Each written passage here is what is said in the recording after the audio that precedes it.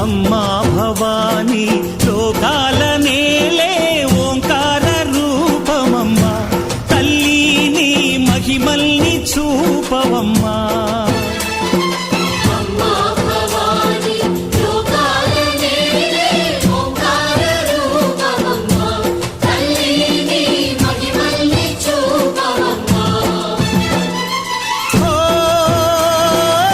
సృష్టికే దీపమా, శక్తికే మూలమా, సింహరథమే నీదమ్మా.